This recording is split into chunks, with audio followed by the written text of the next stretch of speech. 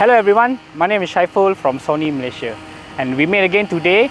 And right now I'm at Eco Ardens in Shah Alam. Alright, as you know, right now we're gonna have experiencing this new lens. Alright, this lens is called 400mm, right? GM OSS with aperture of 2.8. So when you have this kind of lens, the most important part is the autofocus. This lens using extreme dynamics linear autofocus system, where this is the first we have that kind of technology put into this one. The main purpose is that we're going to have a very fast autofocus system, especially when you do tracking on those moving subjects, right? Apart from that, the bokeh, the background blur of this lens is very creamy. The reason is that we have 11 aperture blade installed on this lens, so it makes those separation between the subject and the background very pop up, means that they have 3D effects. Okay, apart from that, as you know, right now I'm holding the lens just one hand, and as you can see, it's very stable, right? So the reason is that most of the construction of the lens is they put it here, and then there's some empty space here, and there's one big glass over here. So by doing that, the lens now much more stable, even though you hold it like this.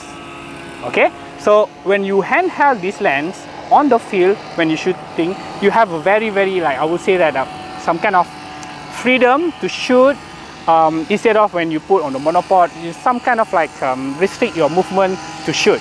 Okay, so apart from that, let's come here and then we have a look at the new features of this lens. Number one, I will share with you about all these buttons. So what unique about this button, most of it is very familiar, but we have new button. This one, we have mode number 1, mode number 2, and mode number 3.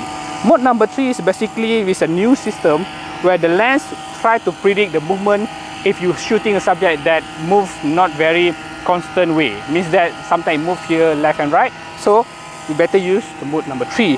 Mode number 1 is normal, and mode number 2 is for those who like to shoot panning. Okay, apart from that, the new features of this lens is this ring. We call it function ring, and this function ring, what it does, it has a menu system here. What you can do, you can set this one as a Super 35 or crop. Sometimes you want to shoot, if you think that the zoom is not good enough, you just twist here and then it will automatically turn to Super 35 mode, which is a crop mode. Then if you think that you had enough, then you twist again one more time, it back to full frame or normal mode. Alright, and other than that, there's a new over here, this is what we call the filters, where you can put your ND filters or just a normal filters. Alright, okay, so that's all from me. So let's see the event. Thank you, bye. Okay, the setting that I'm using right now, I'm using 1/800 shutter speed with f2.8 aperture, of course. Then I very much preferred using the zone autofocus because I don't want the focus to be all over the screen. I prefer zone so that I can control the area for me to focus. Apart from that, I also just shooting JPEG. I will not shoot RAW, of course, obviously, because I'm shooting 20 frames per second. So just imagine how much photo I will get in one session. Sometimes it will go up to 2,000 to 3,000 image during a shoot. So that is why I'm just shoot in JPEG. Alright, I think there's a moment here. I will focus on the goalkeeper. Okay, we got some moment over there. Very good. Okay.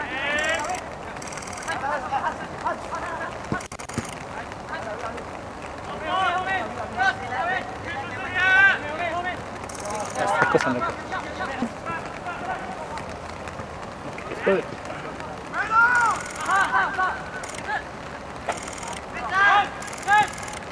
Alright.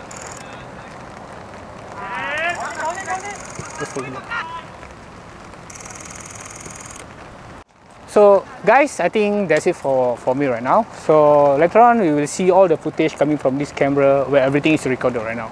So see you again guys, right? Bye.